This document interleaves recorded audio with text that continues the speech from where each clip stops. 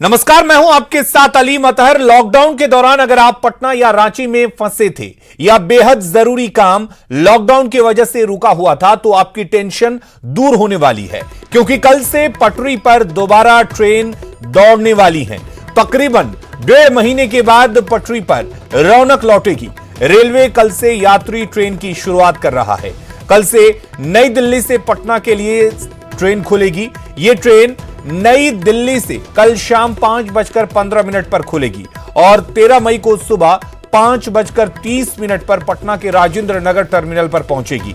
इस ट्रेन का ठहराव कानपुर सेंट्रल, दीनदयाल उपाध्याय जंक्शन और पटना जंक्शन पर होगा। वहीं 12 मई को ही शाम 7:30 बजे राजेंद्र नगर से नई दिल्ली के लिए ट्रेन खुलेगी, जो अगले दिन शाम सुबह 7:40 पर नई दिल्ली पहुंचेगी।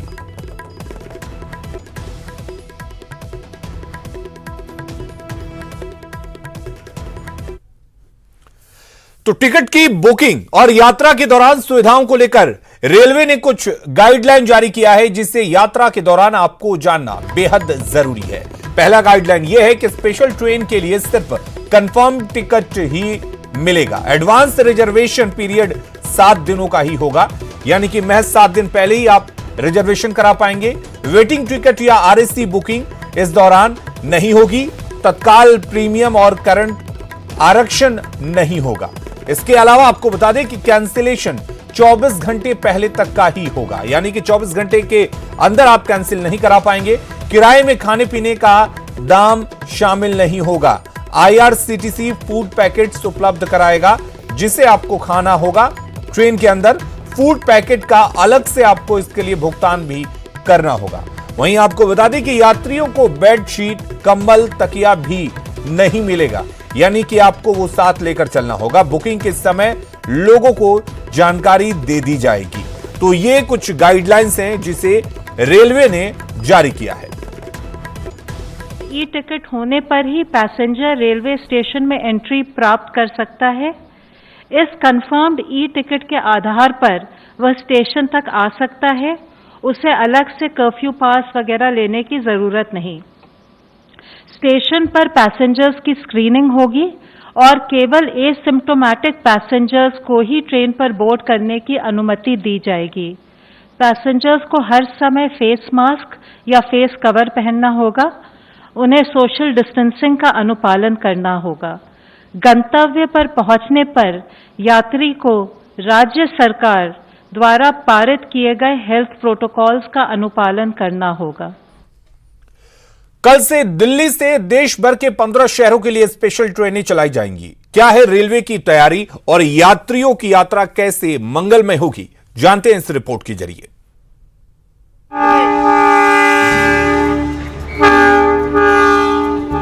कोरोना बंदी के 1.5 महीने बाद सूनी पड़ी पटरियों पर फिर से छुक छुक गाड़ी दौड़ेगी। जी, मंगलवार से देश की राजधानी दिल्ली से 15 शहरों के लिए स्पेशल ट्रेनें चलाई जा रही हैं, जो निश्चित तौर पर फंसे हुए लाखों लोगों के लिए राहत भरी खबर है। लॉकडाउन की वजह से देश में बंद हुई रेल सेवा कल से शुरू होने जा रही है। कल यानी 12 मई से 15 जोड़ी ट्रेन को शुरू किया जाएगा। कल यानी मंगलवार से देश की राजधानी दिल्ली से 15 शहरों के लिए स्पेशल एसी ट्रेनें चलाई जा रही हैं।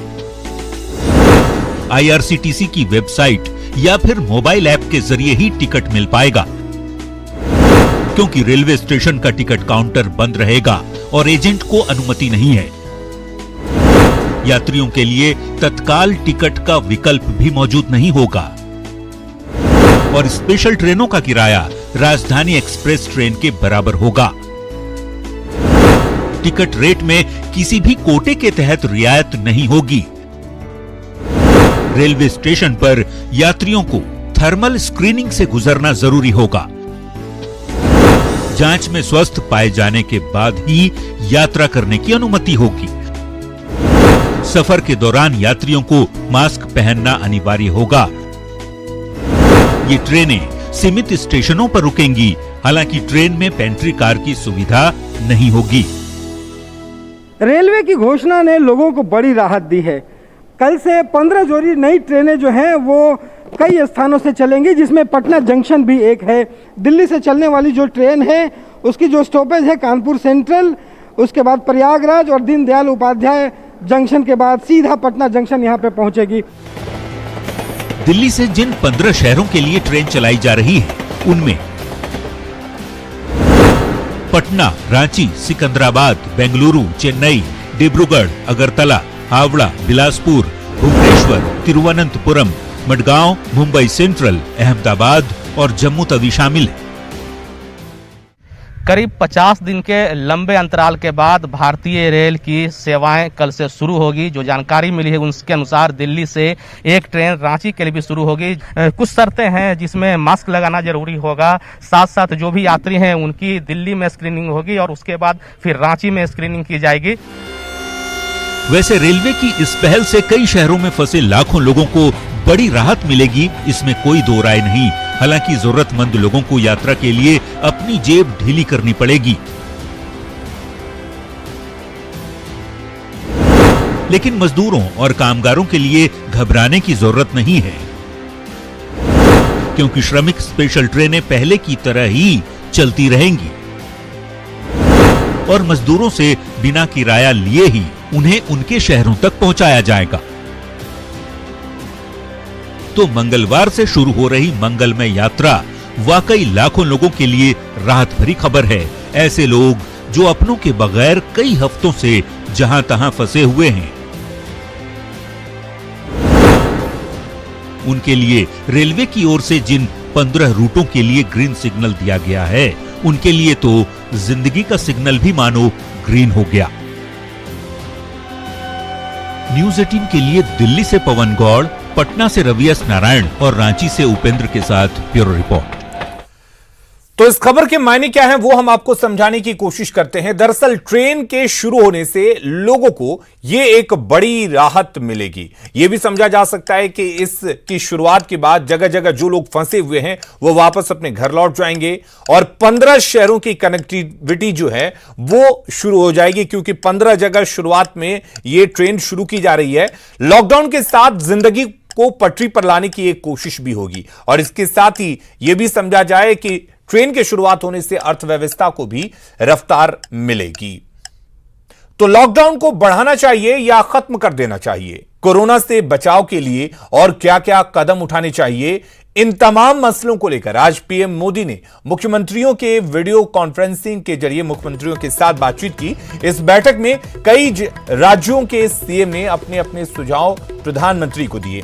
बैठक की 10 बड़ी बातें क्या हैं वो हम आपको बताने की कोशिश कर रहे हैं। लॉकडाउन को बढ़ाए जाने को लेकर यह बातचीत हुई। लॉकडाउन हटा तो संकट गहरा जाएगा, नीतीश कुमार ने यह बात कही। गुजरात ने लॉकडाउन बढ़ाने का विरोध किया है, गुजरात के मुख्यमंत्री ने इसका विरोध किया। राजस्थान ने लोगों की आवाजाही पर पाबंदी लगाने की मांग की, क्योंकि उनका मानना है कि इससे कोरोना का संक्रमण बढ़ रहा है। ममता बनर्जी ने लॉकडाउन बढ़ाने को लेकर अपना सहमति जताया। उद्धव ठाकरे ने लोकल ट्रेन शुरू करने की मांग की, क्योंकि मुंबई की जो जिंदगी है वो पटरी पर लोकल ट्रेन के जरिए ही लौटती है। तेलंगाना ने ट्रेन चलाने पर ऐतराज जताया है। दिल्ली ने आर्थिक गतिविधि की इजाजत मांगी है। तमिलनाडु ने 31 मई तक ट्रेन बंद करने की अपील की है। तो सभी राज्यों ने अपने अपने सुझाव यहां पर दिए हैं। तो आपदा की इस घड़ी में एक बात तो तय है कि थोड़ी सी लापरवाही आपकी जान पर भारी पड़ सकती है। थोड़ी सी लापरवाही आपको कोरोना के खतरे तक पहुंचा सकती है। लेकिन यह छोटी सी बात कुछ लोगों को समझ नहीं आ रही है। मुजफ्फरपुर से आई यह रिपोर्ट देखिए।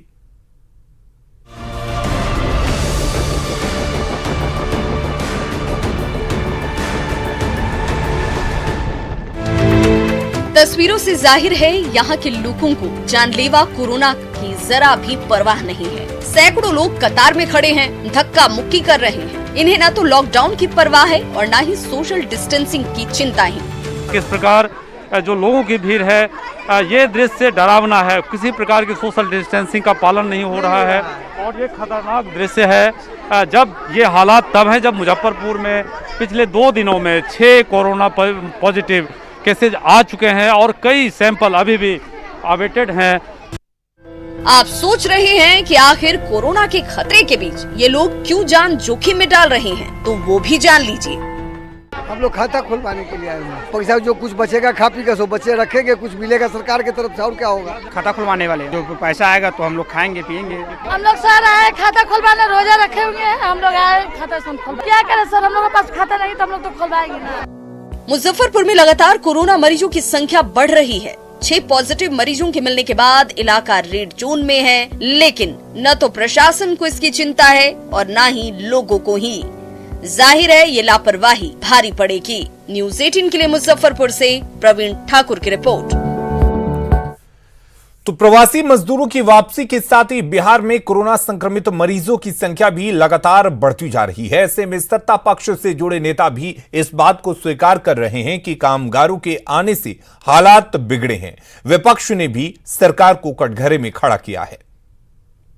संख्या जहां जहां ऐसे प्रकार के लोग छिपे रुस्तम गांव में गए, उन्होंने बताया नहीं, उससे कुछ बीमारी फैली है, इसमें कहीं दो मत नहीं। और उसका टेस्ट भी हम कर रहे हैं। और आपकी जानकारी के लिए बिहार में टेस्टिंग कैपेसिटी भी 7 लैब आज अभी काम कर रहा है। तो जो आंकड़े दिए जा रहे हैं उसके हिसाब से बाहर से जो लोग आ रहे हैं उनमें अधिक पाए जा रहे हैं, उसके कारण संख्या बढ़ी है।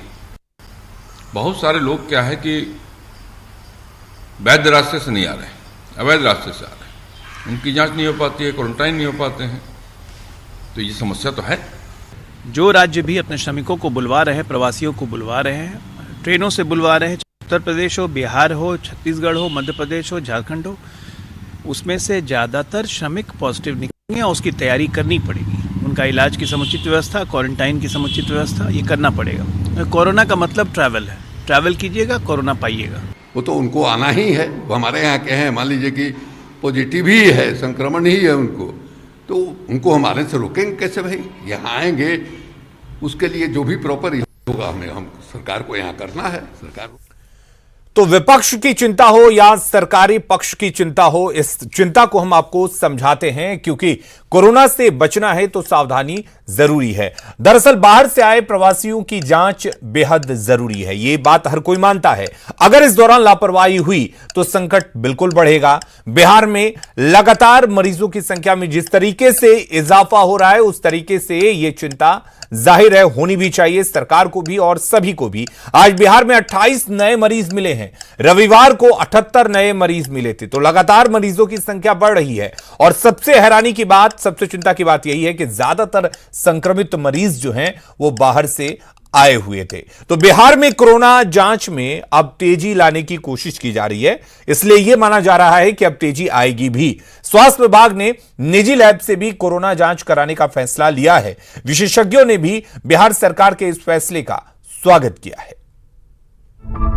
बिहार में अब निजी लैब से भी कोरोना की जांच कराई जाएगी। राज्य सरकार ने डॉक्टर लाल पैथ लैब और path care and diagnostic private limited को जांच करने की मंजूरी दे दी है। स्वास्थ्य विभाग ने बताया कि आईसीएमआर द्वारा इन दोनों लैब को कोरोना जांच की अनुमति मिली हुई है। राज्य सरकार के इस फैसले को चिकित्सा क्षेत्र के विशेषज्ञ भी सही मान रहे हैं। अगर निजी लैब भी सामने आएंगे तो माने टेस्ट का नंबर बढ़ेगा, तो उससे जो है जांच की प्रक्रिया भी बढ़ जाएगी, नंबर ऑफ केसेस भी ज्यादा आएंगे। निजी लैब में कोरोना जांच 2 चरणों में होगी। पहले चरण में स्क्रीनिंग की जाएगी, जिसके लिए 1500 रुपए लिए जाएंगे। जांच में पॉजिटिव आने पर दूसरे चरण में 4500 रुपए भुगतान करना होगा। स्वास्थ्य विभाग ने विचार विमर्श कर निजी लैब में कोरोना जांच के लिए 2500 रुपए निर्धारित किए हैं। निजी लैब को जांच के नमूने सुरक्षित भी रखने होंगे, साथ ही रिपोर्ट को आईसीएमआर की वेबसाइट पर भी डालना होगा। जिन संस्थानों को आईसीएमआर ने मान्यता दिया है, उन्हीं संस्थानों के अंतर्गत आने वाली शाखाओं को 2 लैब को बिहार की सरकार ने भी मान्यता दी है कि वो सैंपल कलेक्ट करके उसकी जांच करवाएं। महामारी कोरोना की जांच निजी लैब से कराने का सरकार का फैसला काफी उपयोगी है। इससे न केवल कोरोना की जांच में तेजी आएगी, बल्कि कोरोना से संक्रमित मरीजों का समय रहते इलाज शुरू हो पाएगा। कैमरा पर्सन आशीष के साथ संजय कुमार, न्यूज़ 18। तो कोरोना महामारी और लॉकडाउन के बीच बिहार सरकार ने कई बड़े फैसले लिए हैं। मुख्यमंत्री नीतीश कुमार लॉकडाउन बढ़ाने के पक्ष में हैं। हाई लेवल मीटिंग में आज कई फैसले लिए गए। बाहर से आने वाले लोगों को 7 दिनों के अंदर लाने की व्यवस्था करने का निर्देश भी दिया गया है। इसके लिए अधिकारियों को रेलवे से बातचीत करने को कहा गया है। मीटिंग में इस बात पर भी चर्चा हुई है कि बिहार से आने वाले लोगों की सिर्फ स्क्रीनिंग से काम नहीं चलेगा, बल्कि पूरी जांच हो तभी कोरोना चेन को तोड़ा जा सकेगा। बाहर से आ रहे लोगों की बड़ी संख्या को देखते हुए प्रखंड और पंचायत स्तर पर क्वारंटीन सेंटर की संख्या बढ़ाई जाए, साथ ही रोजगार सृजन को बढ़ावा देने पर भी चर्चा की गई। वीडियो कॉन्फ्रेंसिंग के जरिए सभी जिलों के डीएम और एसपी बैठक में मौजूद रहे। बीजेपी के दबंग विधायक ढुल्लू महतो आखिरकार सलाखों के पीछे पहुंच गए हैं। महीनों तक पुलिस के साथ लुकाछिपी के बाद आज उन्होंने सरेंडर किया, जिसके बाद कोर्ट ने जमानत याचिका खारिज करते हुए ढुल्लू महतो को न्यायिक हिरासत में जेल भेज दिया। हमारा विधायक ढुल्लू महतो पर शिकंजा, रंगदारी मांगने के मामले में भेजे गए जेल। यौन शोषण मामले में भी बढ़ेगी मुश्किलें।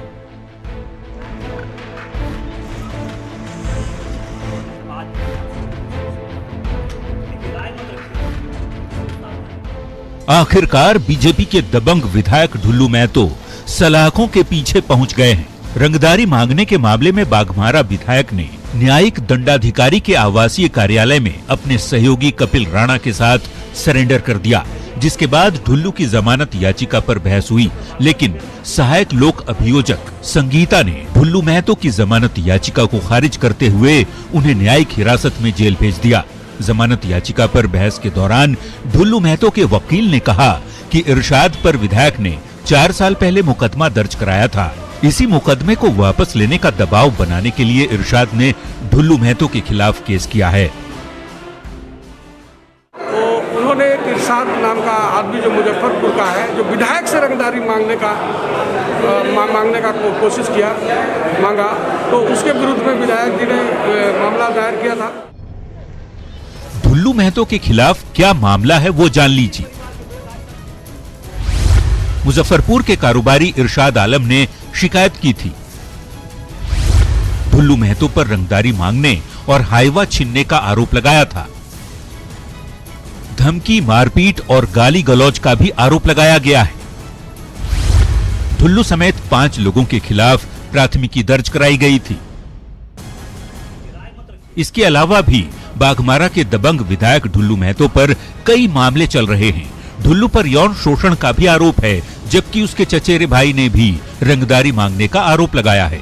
पुलिस पिछले कई महीनों से ढुल्लू महतो की गिरफ्तारी की कोशिशों में जुटी थी। इसे लेकर उनके चिटाही स्थित आवास से लेकर रांची स्थित फ्लैट पर भी कई बार छापे मारे गए, लेकिन आज ढुल्लू महतो ने रंगदारी के एक मामले में सरेंडर कर दिया और पुलिस को इसकी भनक तक नहीं लगी। लेकिन माना जा रहा है कि यौन शोषण सहित बाकी मामलों पर भी पुलिस विधायक को रिमांड में लेकर पूछताछ करेगी। दिलीप कुमार, न्यूज़ 18, धनबाद।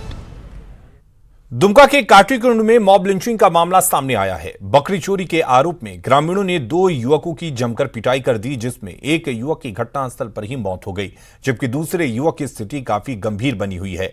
वहीं घटना की जानकारी पर पुलिस मौके पर पहुंची और शव को कब्जे में लिया। एसपी ने बताया कि कानून को हाथ में लेने वालों के खिलाफ कड़ी कार्रवाई की जाएगी।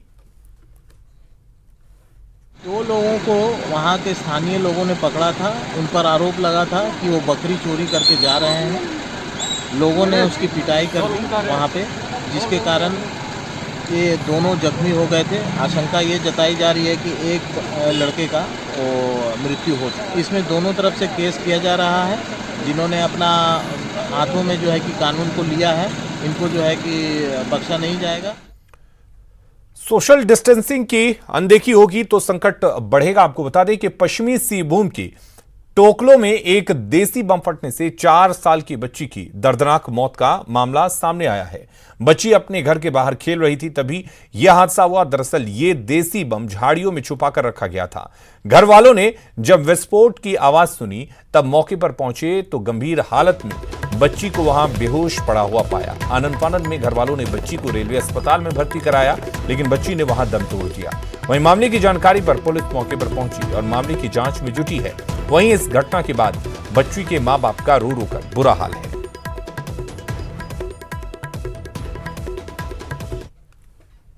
लॉकडाउन के बीच गुमला प्रशासन न सिर्फ नक्सल प्रभावित इलाकों में जरूरतमंदों के बीच मदद पहुंचा रहा है, बल्कि कोरोना को लेकर ग्रामीणों को जागरूक करने में भी जुटा है। पहली बार बड़े अधिकारियों को अपने बीच पाकर ग्रामीण भी काफी खुश हैं।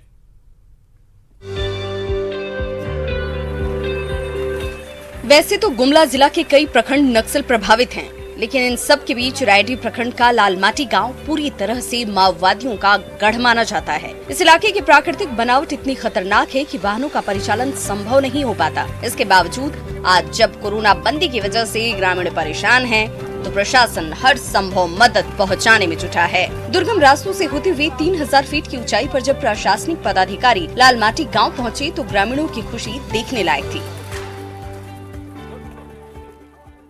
बहुत दिक्कत है, सब लोग आए हैं, मदद कर रहे हैं। हम लोगों का हर चीज का दिक्कत होता है, आने जाने का रास्ता नहीं है, गाड़ी सकड़ा का साधन नहीं है, सुविधा नहीं है। आज तो आए हैं, सरकार साहब लोग मदद अच्छा लग रहा है, दे रहे, गरीब दुखी को राशन पानी दे रहे। तो साहब मन नहीं रहे, बहुत दिन के बाद आए हैं, खाना उन्हें सब पहुँच, खाना चावल सब कुछ मिल गया, और बीमारी वारी के बारे में सब कुछ जाने ना। और हम लोग के बीच साहब लोग आए हैं, बहुत ही अच्छा लग रहा है। हम लोग को काफी दिक्कत होता है आने जाने के लिए। पूरी तरह से घने जंगलों और पहाड़ों के बीच बसे इस क्षेत्र में आज तक कोई भी उपायुक्त स्तर का पदाधिकारी नहीं पहुंचा, और उनकी टीम का यहां पहुंचना अपने आप में बड़ी बात हो गई। प्रशासनिक पदाधिकारियों ने ग्रामीणों के बीच न केवल अनाज और आलू बल्कि साबुन और चॉकलेट का भी वितरण किया।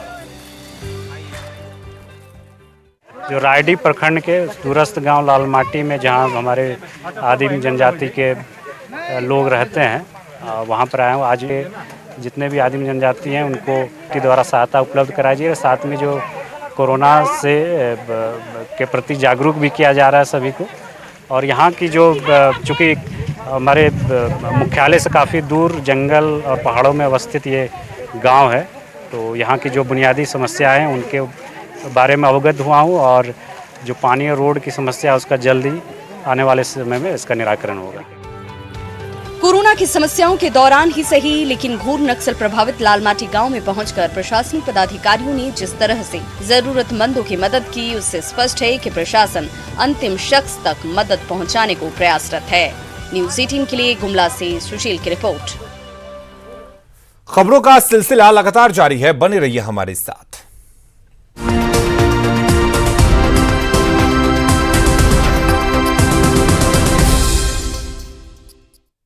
न्यूज़ हेडलाइंस के प्रायोजक सच्ची सहेली।